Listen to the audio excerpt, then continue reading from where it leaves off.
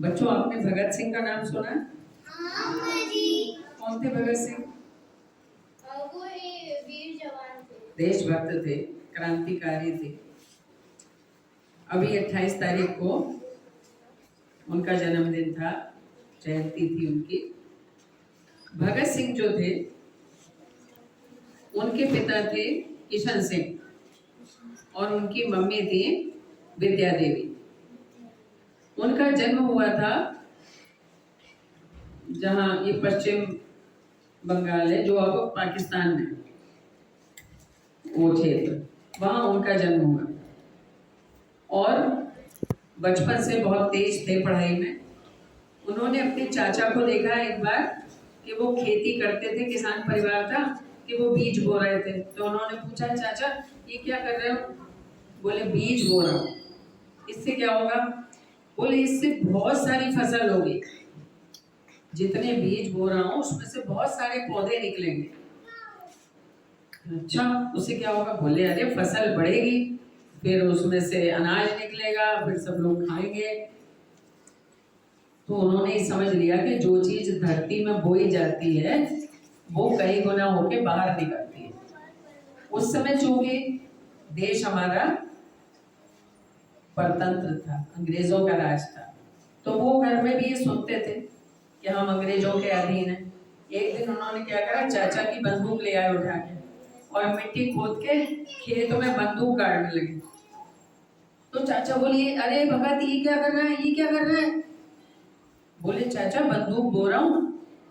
बोले बंदूक बो रहा हूँ, इससे क्या होगा? बोले बंदूक बोगा तो बहुत सारी बंदूकें निकलेंगी और फिर मैं उससे अंग्रेजों को मारूंगा।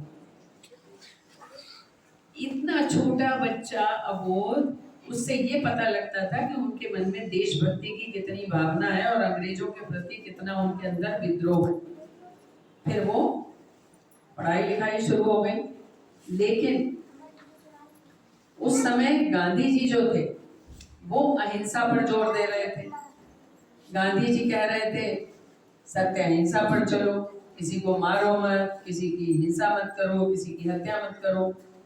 और भगत सिंह ने जब देखा कि अहिंसा से हमें आजादी नहीं मिलेगी, कोई हमें सीरियसली ले ही नहीं रहा है, तो उन्होंने चंद्रशेखर आजाद के साथ मिलकर काम करना शुरू किया। और उन्होंने ये समझ लिया कि बिना हथियार उठाए आजादी नहीं मिलने वाली।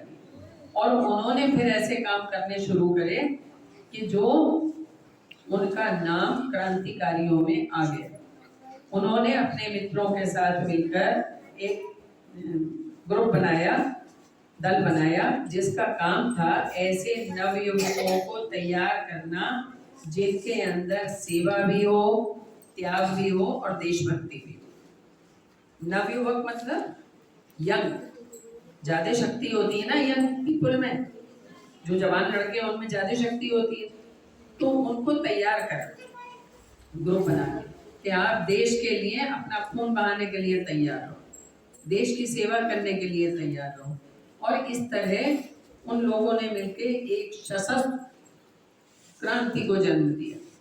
उन्होंने अपने दोस्तों के साथ मिलकर दिल्ली में असेंबली में एक बम फेंका और पर्चे फेंके, जिसका तात्पर्य किसी को मारना नहीं था, लेकिन वो चाहते थे कि ये जो अंग्रेज सरकार बहरी हो गई है इसके कान खुल जाए जरा। जिस समय बैसाखी पर हत्याकांड हुआ 1919 में, उसका उनके दिल पर बड़ा गहरा असर पड़ा था और उन्होंने सैंडर्स की हत्या की, जिसके जुर्म में उनको गिरफ्तार किया गया। अपने दो साथियों के साथ वो गिरफ्तार हुए, पहले भी कई बार गिरफ्तार हुए, छूट गए, लेकिन उस समय जब वो गिरफ्तार हुए तो उन पर मुकदमा चलाया गया और अंततः उनको फांसी दे दी गई। उनके माता पिता ने कई बार उनको विवाह करने के लिए प्रेशराइज किया कि भाई शादी करेंगे हम, लेकिन उसने कहा कि मेरी शादी की कोई जरूरत नहीं, मैं तो भारत माँ की सेवा के लिए पैदा हुआ, मेरा विवाह तो आज़ादी के साथ ही हो चुका, समझ लो आज़ादी मिलेगी तभी मैं समझूंगा।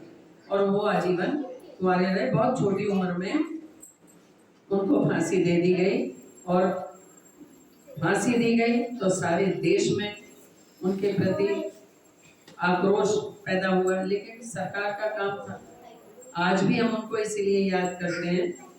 पगड़ी पहनते थे, मूछें थी, दुबले पतले थे, सुडौल शरीर के थे और देशभक्ति की बात करते थे। पत्रकारिता भी थी, लिखना पढ़ना भी जानते थे, किताब भी लिखी उन्होंने।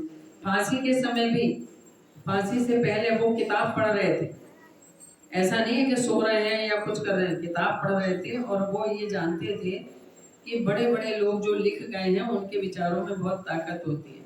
उन्होंने कहा था कि मुझे फांसी जब लगेगी तो अपनी माँ से कहा कि तुम आंसू नहीं गिराना, बिल्कुल तुम्हारे आंसू नहीं गिरने चाहिए, तो भगत सिंह की माँ हो। और इस तरह हंसते हंसते वो फांसी पर चढ़ गए। तुमने फिल्में देखी होंगी, मेरा रंग दे बसंती चोला, मेरा रंग दे बसंती चोला।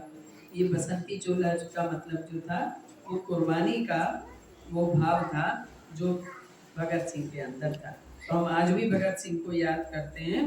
भगत सिंह की इतनी धीरे से, भगत सिंह की